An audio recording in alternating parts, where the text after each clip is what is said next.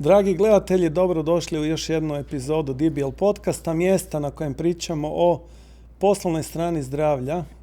Danas mi je posebno veliko zadovoljstvo što mi je u gostima Sanela Drobnjak, vlasnica marketinške agencije Dental Media Grupa. Sanela, dobrodošla.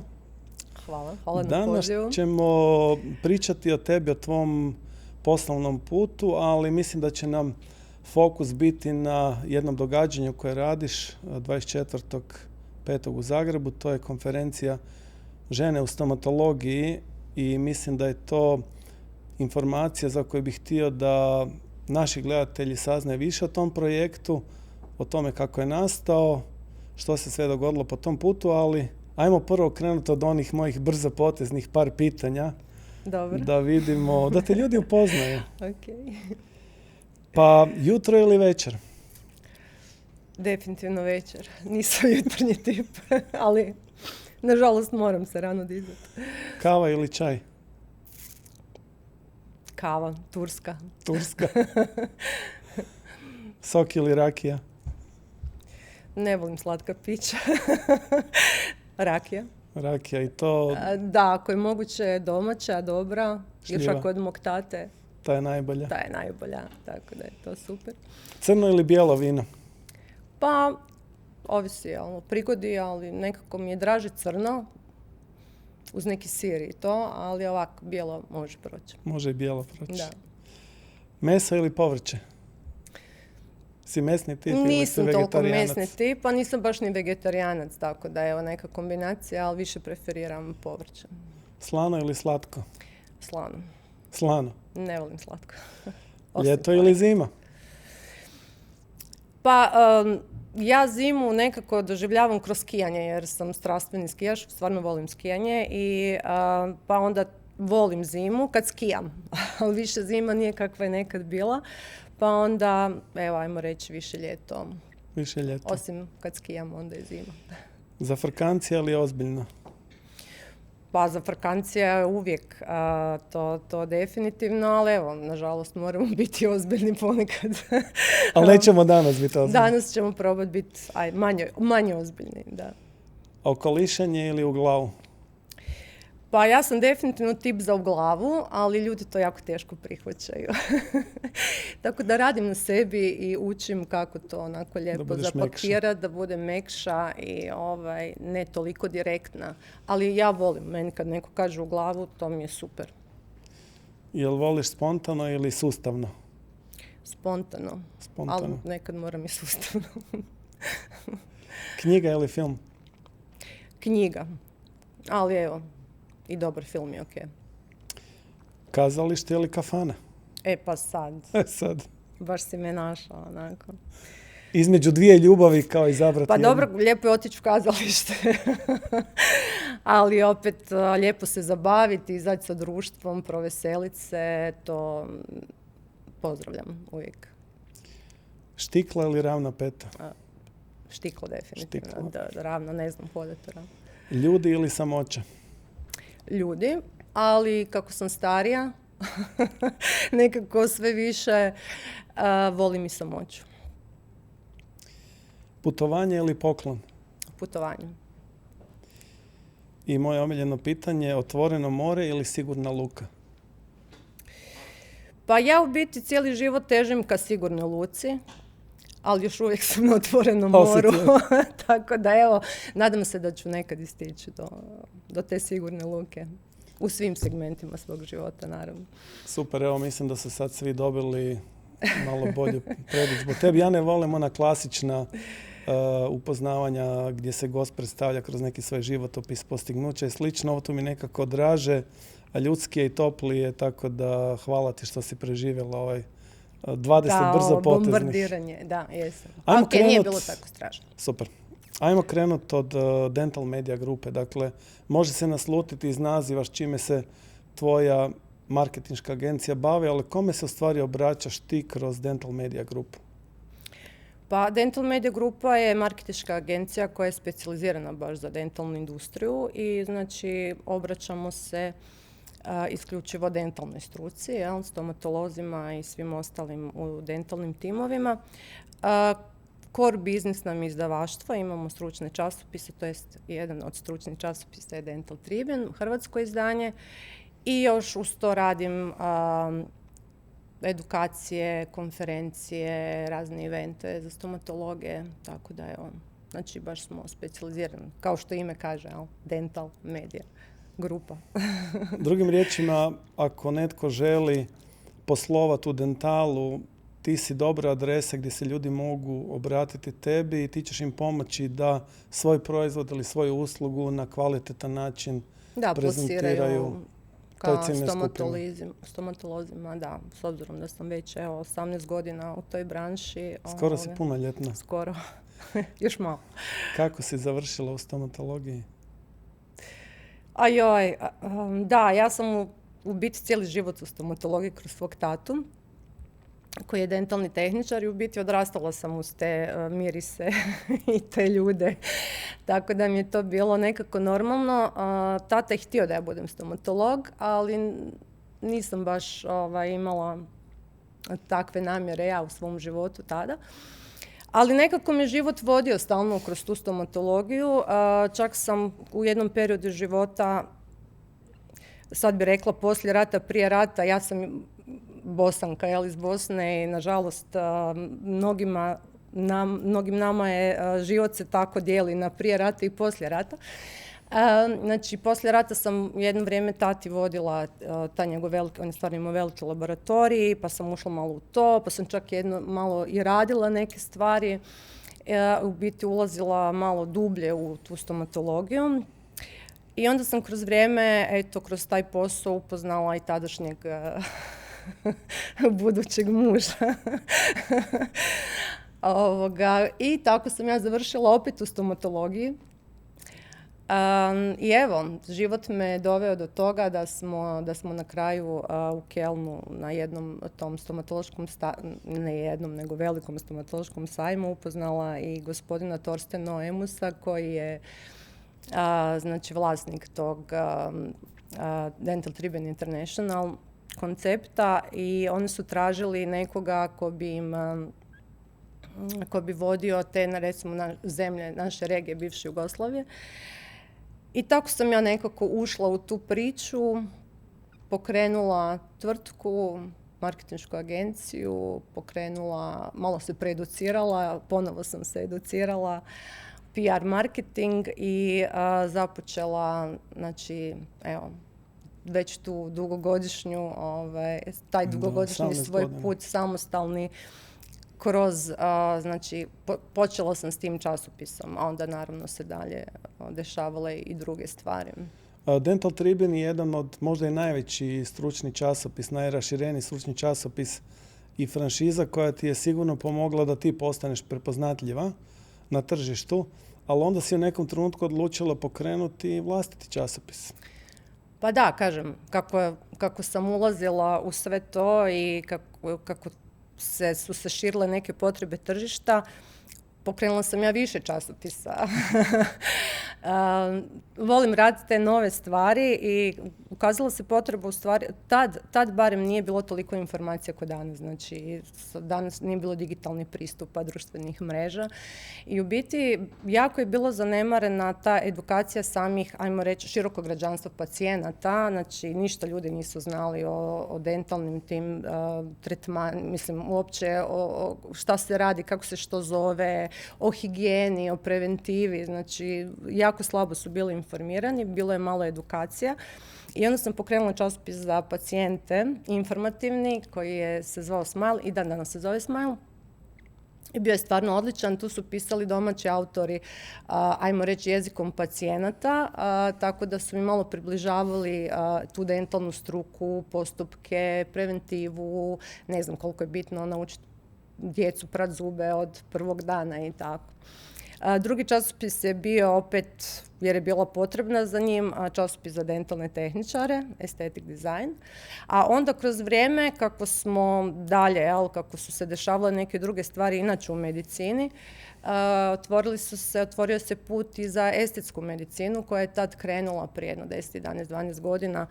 Ja sam ušla u neke edukacije za doktore, isto za doktore dentalne medicine i tad se otvorio taj ponovo još jedan put za još jedan časopis Aesthetic Design. Koliko vidim, ti voliš stvarati nove stvari, voliš izazove. Da. I ono što bih htio da možda približiš gledateljima je koliko je u stvari zahtjevno pokrenuti časopis, izdati časopis, kako ta cijela priča izgleda. Zbog toga što mislim da jako puno gledatelja, pa ni ja sam nisam svjestan što sve stoji iza, recimo, ideje izdavanja jednog novog časopisa i pokretanja svog časopisa. Od sadržaja, od tiska, od dizajna, urednika i tako dalje. Daj nam malo taj neki hodogram približi. Pa da, nije jednostavno, definitivno. Prvo, u stvari, treba imati ideju, treba napraviti koncept. Najveći problem je sadržaj. Ja za Dental Tribune stvarno možemo pristupiti sadržaju svim izdanjima svjetskim i onda to skidamo, prevodimo, dalje lektoriramo i tako. Ali kad se pokreće nešto novo, evo recimo za Smile ili za sad Aesthetic Design, tu treba neko pisati. Mislim, ok, danas je već vrijeme da, evo, i umjetna inteligencija i svi sad se može nekakav članak i nekako i napraviti, ali prije to stvarno bilo teško. Treba si nekog autora da ga napiše. Jel? Tako da to je u stvari jedan od malo, ajmo reći, većih problema. Isto tako rokovi. Znači, to je ono što mene definitivno... Ti voliš da se stvari posložene. Znači, svaki časopis ima neki media kit. Ja godinu dana prije imam datum izlaska, sve kad se treba predati materijali. Na kraju to je dobro i za oglašivače i moje klijente koji rade, s kojima radim, da znaju kad će izaći taj časopis, da li u digitalnom, da li u tiskanom izdanju i da mogu pripremiti se da će imati neku promociju, najavu, proizvod, akciju ili nešto. I onda, znači, sve to treba krenuti puno ranije, pripremati, barem jedno mjesec dana, pa se baviti, znači, ako treba prevod, ako treba naći autore, ko će pisati, što će pisati. Onda te autore, ako su domaći, naravno, onda treba stalno podsjećati, joj, znate, već nam ističe vrijeme, malo me stišću rokove. Evo, budem sutra, i naravno to sutra je za tjedan dana, 10 dana i tako. Ali evo, to je onako, ajmo reći, interesantno. Ja sam predugo u tome, već mi je to postalo neka rutina. Ali nije jednostavno. Onda kad se skupe svi materijali, naravno ide sve na lektoriranje, onda ide grafička priprema. Onda kad se to složi, opet sve se mora pročitati. Tu imam jako veliku profesionalnu deformaciju, jer ja sad koju god knjigu ili časopis otvorim, ja vidim grešku ovoga. Tako da, uglavnom, do tiska ili do digitalnog izdanja onako dug je proces i nije baš tako jednostavno. A dobro, zanemarit ćemo sad troškove i sve ovo ostalo. Ako me pitaš kako je pokrenuti nešto novo, to je stvarno rizik. Jer ja nikad ne znam, mislim, uglavnom kad pokrećem novi časopis, financiram ga sama. Jer ne mogu, mislim, moram nešto stvoriti, napraviti da bi nekom pokazala neku vrijednost. Moraš imati proizvod da bi ga neko mogao vidjeti. Da on vidi što je to, koji on ima benefit od toga, koja je ciljena skupina, kakva je kvaliteta, sadržaj i tako da teško je, nije jednostavno. Da, ono što sad iz ove priče vidim i meni samom često puta kad radim konferenciju, stvari koje su meni bitne nisu bitne drugima. I onda kad ti pokušavaš uloviti predavača da ti pošalje najavni video, pa onda to traje tjedan dana, 2 tjedna, 3 tjedna. Meni je to bitno, ali znam da bih htio da moji sudionici konferencije dobe neku informaciju na vrijeme, ali taj predavač je možda nekoj totalno drugoj životnoj priči, njoj ili njemu to apsolutno ništa, nije njima bitno. Je to budem, sutra ću, ali mislim, inače ja ne znam što se događa s vremenom ide jako brzo svima. I onda tak tjedan prođe, 2 tjedna prođu, dokažeš keks, a da, točno tako. U jednom trenutku svog poslovnog putovanja, koje je sad već punoljetno, 18 godina, impresivno i svaka ti čast da si uspjela 18 godina kao vlasnik tvrtke biti na tržištu, uspješno poslovat. Svi imamo bolje i lošije godine, ali znam koliko si predana poslu, znam koliko si detaljist, znam koliko vodiš brigu Nećeš o svakom. reći control freak? Nisi. Kako si fin. Pažljivo biram riječi. Da, okej. Ali si osoba koja vodi brigu o detaljima. Ja nisam.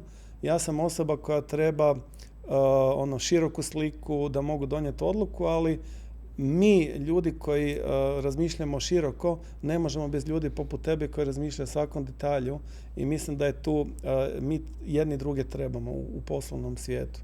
Ali da se vratim par godina unatrag, dakle u jednom trenutku si ti prepoznala da se dešava novi trend u Hrvatskoj, to je trend minimalno invazivne estetske medicine i počela si povezivati ta dva svijeta. Ja još uvijek nisam povezao ta dva svijeta, možda zadnjih par godina jesam kroz proizvode, usluge koje distribuiram, ali ti si bila među prvim ljudima u Hrvatskoj koja je počela povezivati ta dva svijeta zajedno. Kako se to dogodilo? Kako je išla ta priča?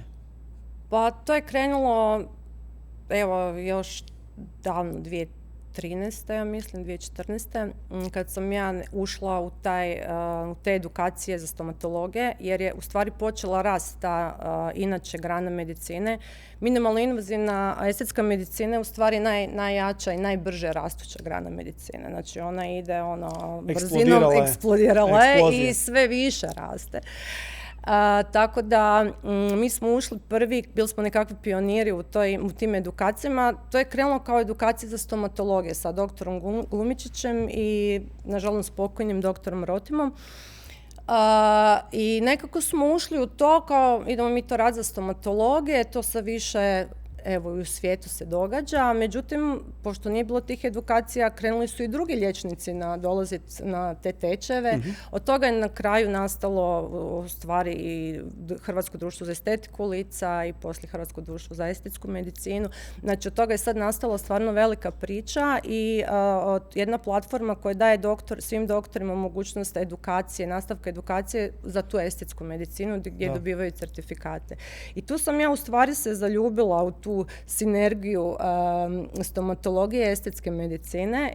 Puno stomatologa nam je dolazilo na edukacije. U stvari stomatologija i estetska medicina se bavi istim stvarima, znači zdravljem i zadovoljstvom i samopouzdanjem pacijenta. Svi žele biti lijepi, imati lijepe zube, ali ovo je samo malo još neka dorada, recimo ta minimalno invazivna, da se malo poboljša taj izgled vanjski. I zato ja to sad prakticiram, sve što radim nekako pokušavam to integrirati, ako mogu povezati, ali i tu stomatologiju koja mi je core business i estetsku medicinu koju sam započela. Stomatolozi to jako dobro rade, znači ja sam milion tih tečajeva s njima prošla, zato što su stomatolozi prirodno imaju osjećaj u ruci, jer rade dosta s mekim tkivom, daju anestezije i tako, i oni stvarno fantastično rade taj dio, dok recimo jedan dermatolog, oni ne pikaju, mislim. Dermatolog, onda kad dođe na takve edukacije, zna se nekad na početku tres dok naravno ne stekne rutinu, i stomatolozi su u tome stvarno jako dobri. Da, vidim da i kod mojih klijenata koji su stomatolozi, estetska medicina i estetika lica postaje sve više i više dijelom ponude koja se nudi u, rekao bih, svim boljim ordinacijama danas u Hrvatskoj. Ali i potražnja je takva, jednostavno ljudi to žele. Sad je to već sve onako došlo na velika vrata i prije se o tome se nije pričalo. Kao što si radila, ništa. Ali sad se normalno priča o tome. Jel? A kad smo kod potražnje, znam da postoje nerealni standardi ljepote koji se glorificiraju na društvenim mrežama. S druge strane, kad često puta prolistam tvoj časopis, ti se ne vodiš istim načelima, nemaš iste kriterije. Koji su tvoji kriteriji u časopisu Aesthetic Design za promicanje estetike, ljepote lica i zdravlja? Pa, gledaj, estetika Je jedno vrijeme bilo to malo predimenzioniranje, pa se to nešto napuhavalo sve, malo izgledalo onako čudno. Ali evo, ja sam sretna, ja osobno stvarno ja to ne volim i ne želim uopće promovirati takve stvari. I sve više i liječnika ne žele to raditi, čak i ako pacijenti zahtijevaju, ne znam, dođe hoće neke usne, ne znam, onako ogromne, jer sad to izaziva podsmijeh kod drugih ljudi. I onda kad pitaju tog pacijenta gdje se radi usne, onda će reći kod ovog doktora. To više doktoru reklama. Nije dobra reklama. Da. I tako da, evo, hvala Bogu, sad ide taj trend manje i više. Sad već na tržištu postoje stvarno milion super proizvoda od tih boostera, ne znam, kolagena, kolagen stimulatora, mezoterapija, raznih PRF-a. Da, PRF meni osobno najdraži, ja ga radim, obožavam.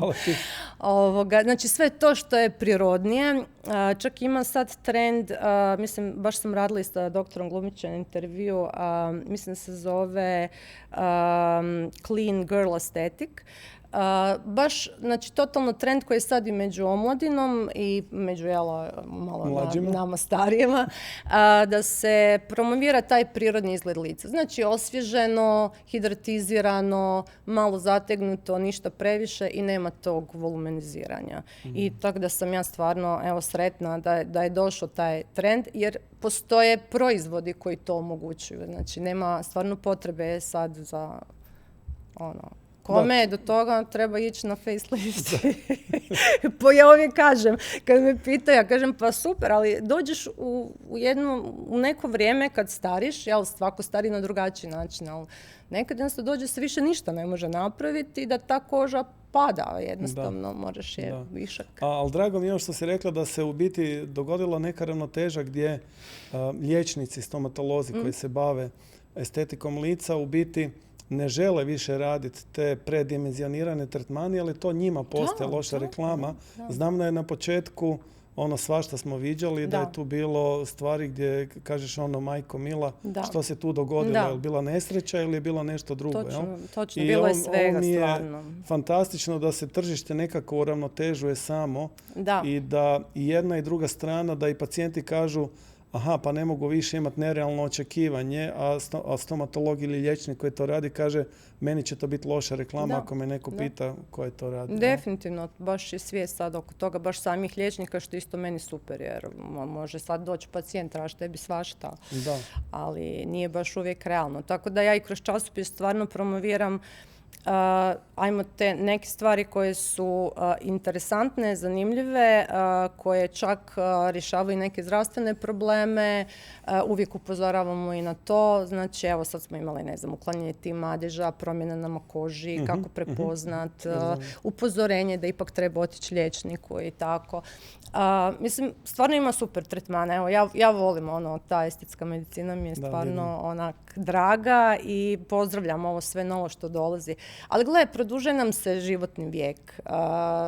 Evo, kad idemo u mirovinu, valjda ćemo sa 70 još malo. Pa moramo malo i bolje izgledati dok možemo, i dok još možemo i raditi i funkcionirati. Što da ne? Ja kažem, nemam ništa protiv toga. Vidim kad pričamo o tome da ti sjaje oči, da je to tvoja omiljena tema i da si sva u tome. Dobro, ne baš.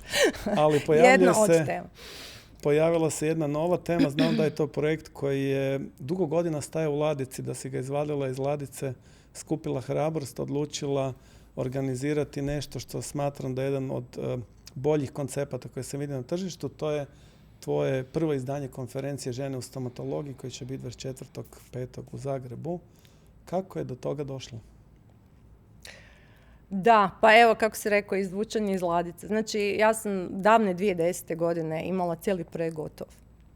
U suradnji sa stvarno prekrasnim ženama, psihijatricama, stomatologicama, mislim u to vrijeme. Međutim, nije bilo vrijeme. Tad su samo bile kliničke vještine koje su se, znači te edukacije oko toga, razvijali se biznisi, ne biznis, nego u stvari te ordinacije i te, ajmo reći, kao što sam rekla, kliničke vještine, ali jednostavno tad nije bilo vrijeme za to i to je ostavljeno u ladici. I da bi prošle godine tako nešto tražila po tim starim failovima i nekako naletim ponovo na taj, na taj svoj projekt i kažem, Bože dragi, pa možda je sad vrijeme, jel? I mislim da je. Sad je neka druga priča. Žene su se osvijestile na drugačiji način. Sad se malo više udružuju, podržavaju. Nekako osvještavamo tu žensku energiju koja je meni fascinantna. Znači, ja nisam sad neka prevelika feministica, ali stvarno mi žene imamo to nešto posebno u sebi i jedno drugoj stvarno možemo puno pomoći. I onda sam ja nekako nešto mi je zatitralo onako da je to sad možda vrijeme da to napravim. Rekao, kad ću ako neću sad? Idem probat. Mislim, nije da i ja nešto sam mlađa, jel? Sve se starije. Tako da, evo, to je sad došlo je to vrijeme, ja sam to odlučila. Vizija, znači, postoji, projekt postoji, sad malo sam to modelirala ovdašnjim sad trendovima i prilagodila, tako da evo. Što polaznice koje, pošto su žene u stomatologiji, mislim da je skoro 70% je pa da, žena, skoro 75% u svijetu je žena. Žena. Što žene sve više u toj profesiji su žene. Mogu očekivati kad dođu na tvoju konferenciju? Što ih tamo čeka? Što ih sve čeka tamo? Joj, svašta ih čeka. Svašta nešto. Pa da, kao što sam rekla, nemamo kliničke slučajeve. Mislim, ima stvarno super događanja, konferencija koji se tim bave, evo i ti još, ne znam, mnogi to rade. Obraćamo se isključivo, znači, ženama u stomatologiji, cijelom dentalnom timu, znači ne samo doktoricama. Nekako baziran sam na tom holističkom pristupu i sve dijelove treba povezati u jednu cjelinu. Znači, i stomatologe, i tim, i pacijente, i sve suradnike da bi da bi moglo biti jedno kvalitetno poslovanje. I kroz sve to stomatologija je sad postala biznis s obzirom na digitalizaciju, s obzirom na sve što se događa, klinike rastu.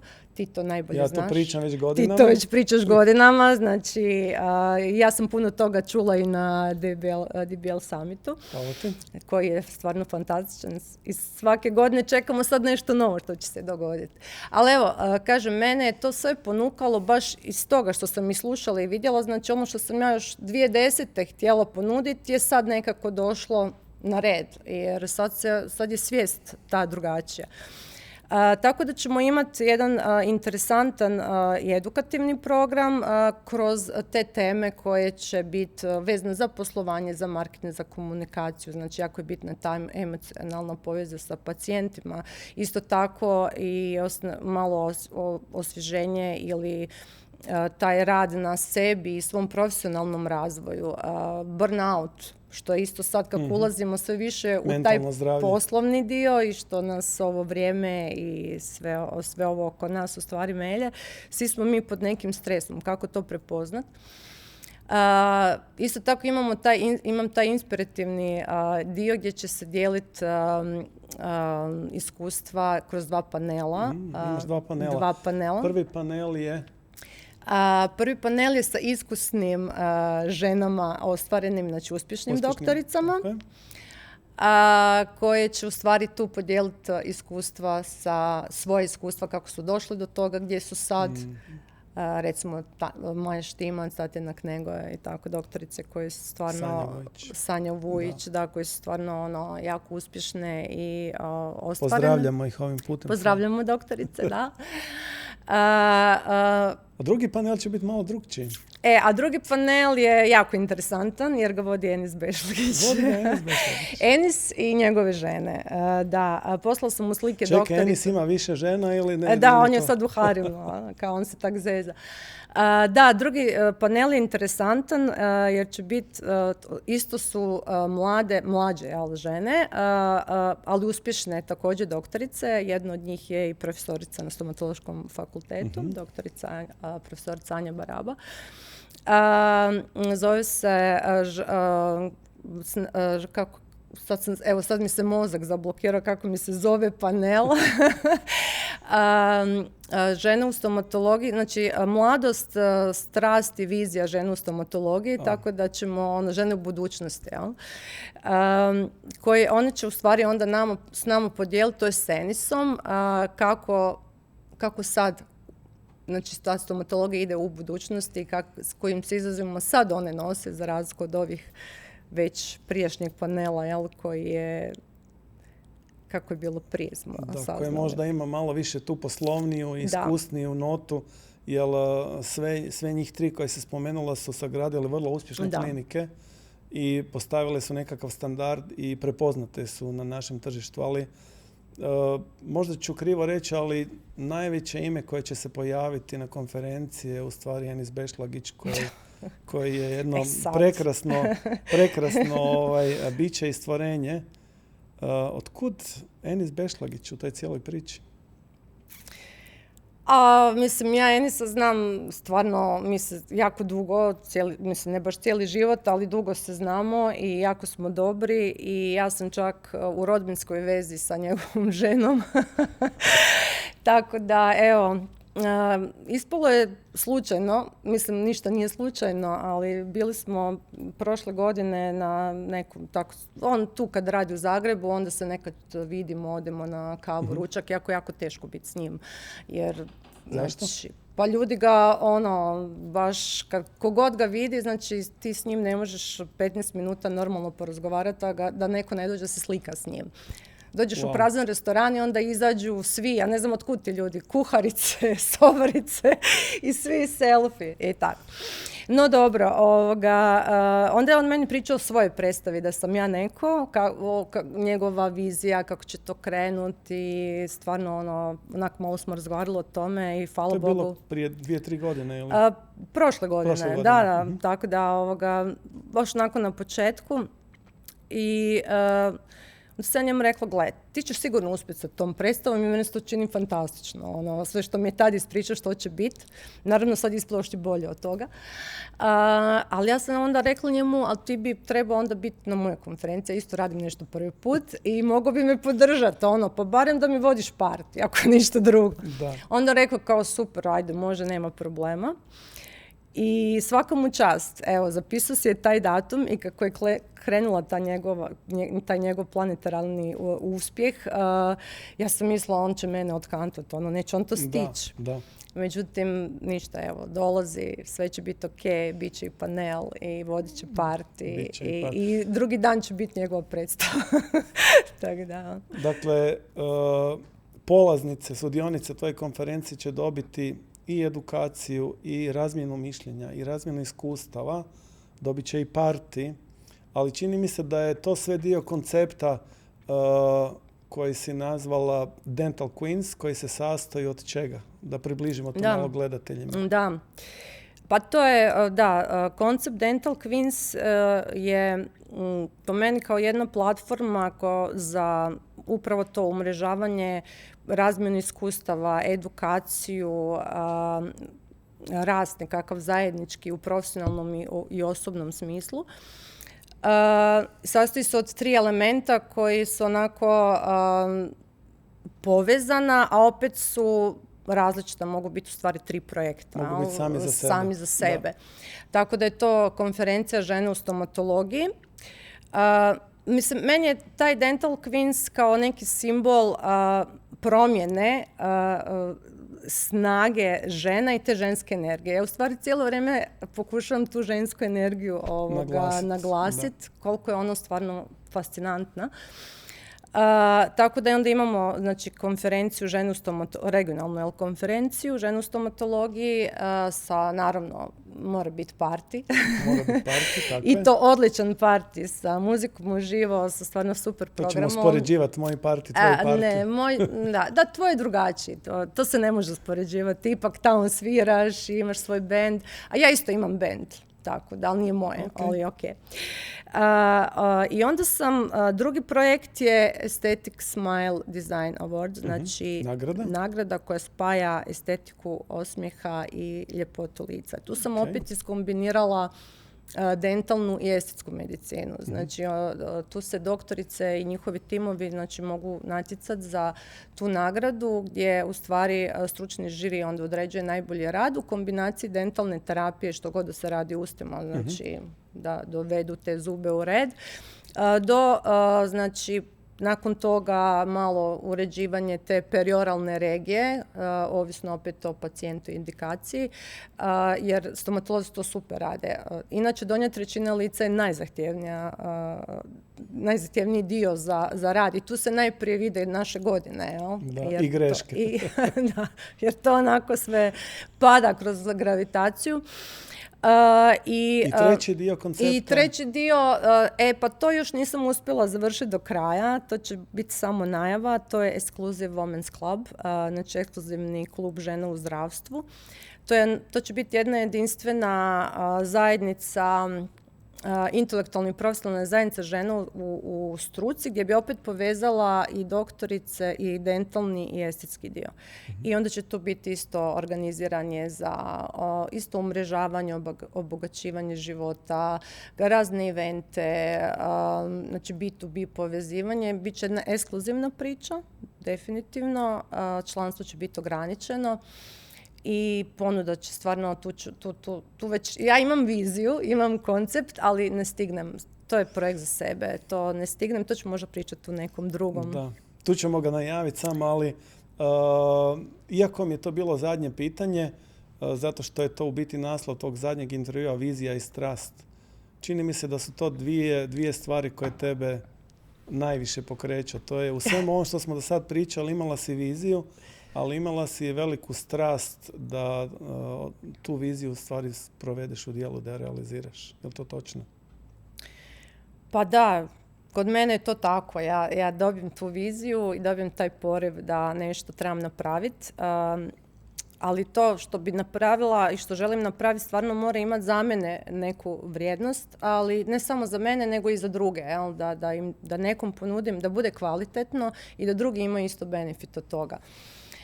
I onda se, naravno, je strast nešto što te tjera da to završiš, napraviš.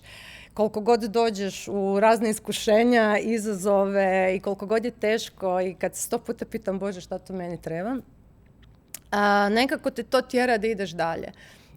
Voliš to što radiš? Voliš to što radiš? Da, mislim da je to jako bitno.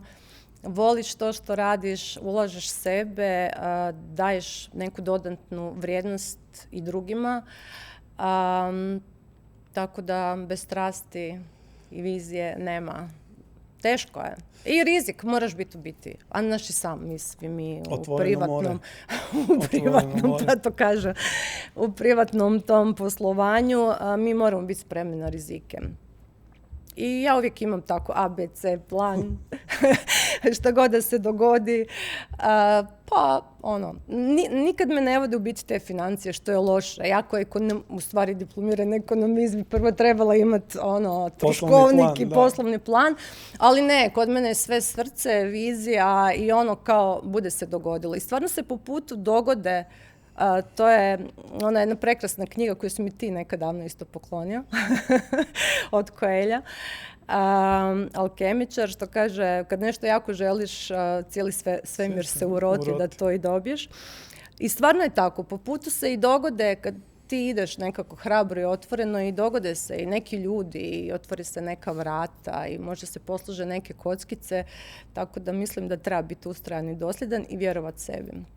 Pa jedna od kockica koja ti se posložila je i suradnja sa akademskim kiparom Hrvojem Dumančićem, kojeg sam isto imao prilike upoznati, jer sam bio na njegovoj radionici. Zahvaljujem se Barbari koja mi je preporučila da otiđem na tu radionicu. To mi je bilo prekrasno iskustvo i fascinirao me Hrvoje.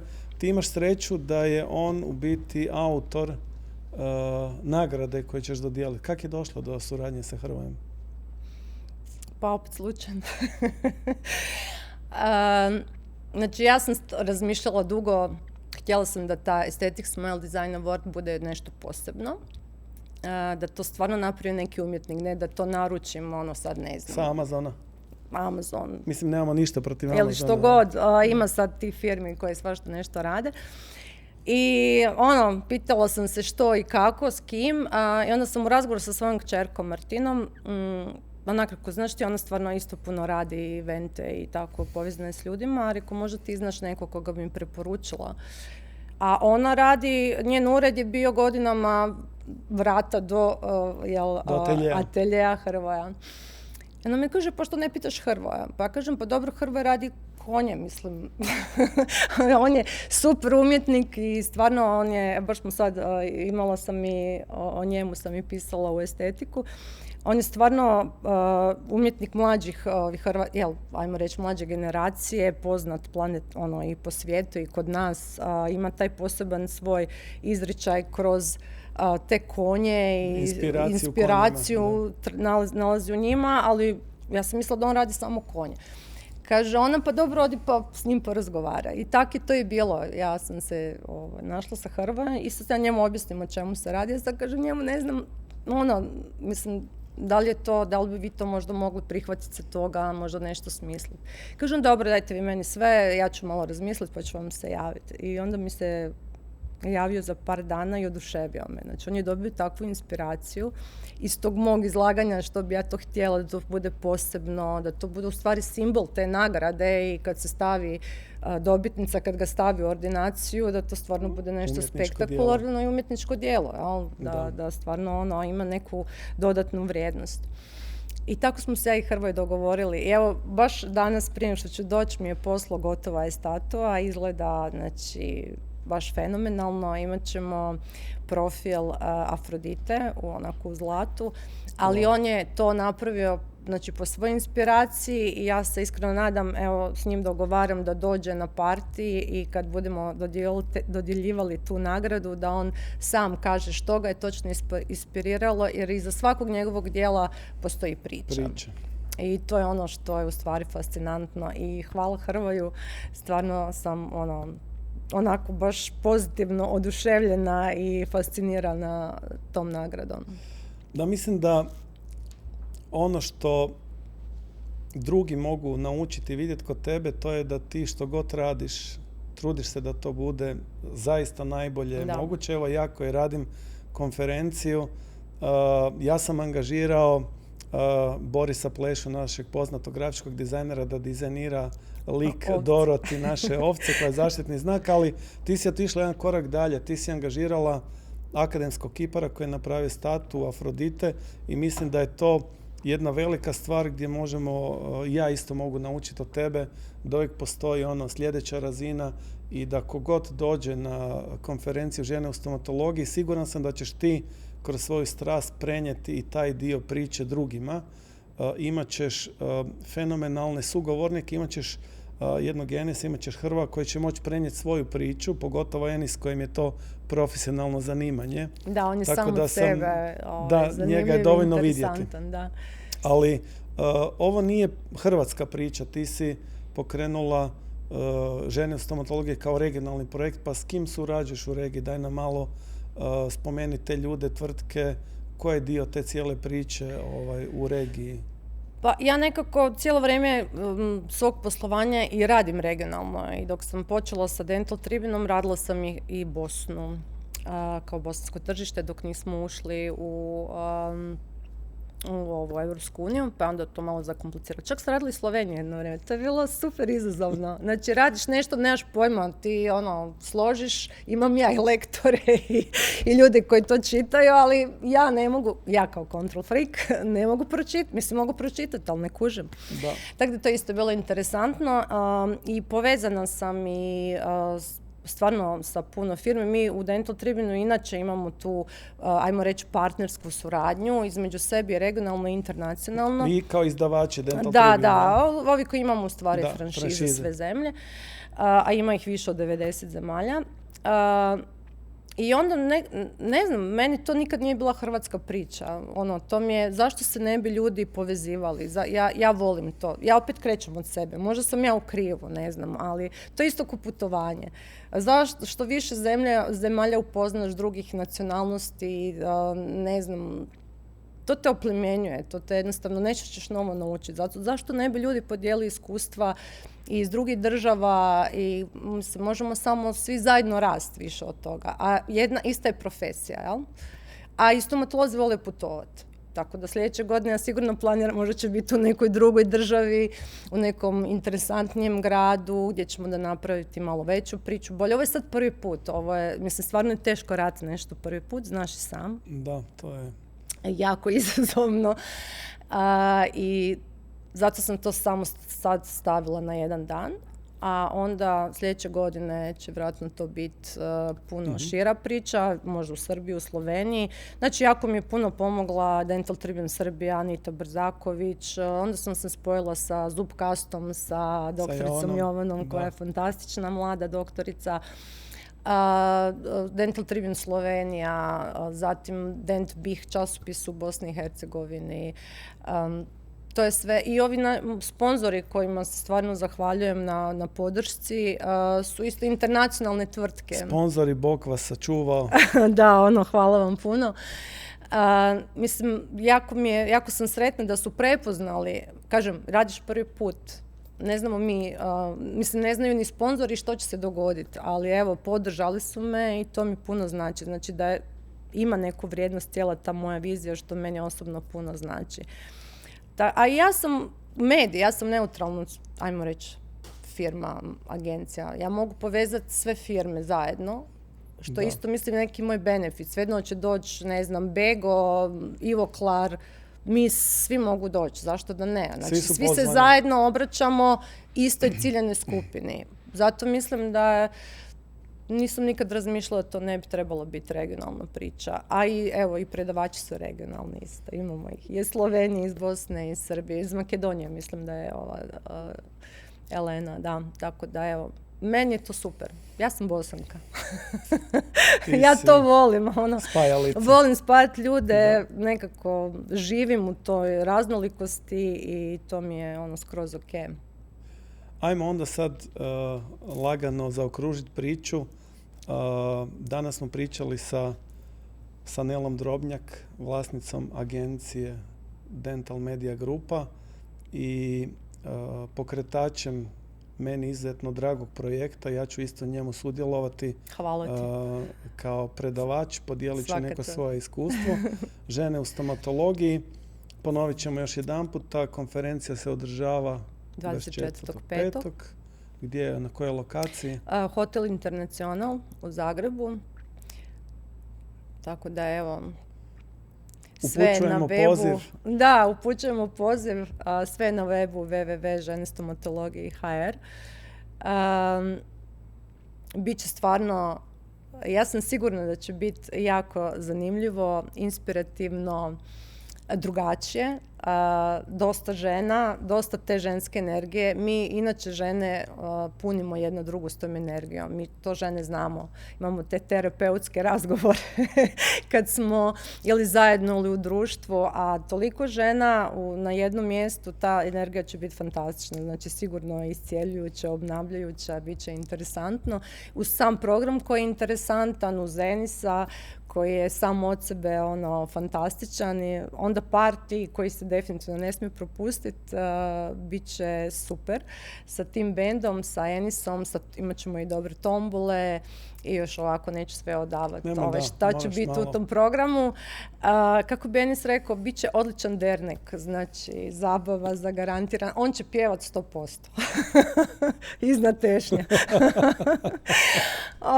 Tako da, evo, ja pozivam sve da nam se pridruže i evo, radujem se. Jako sam uzbuđena.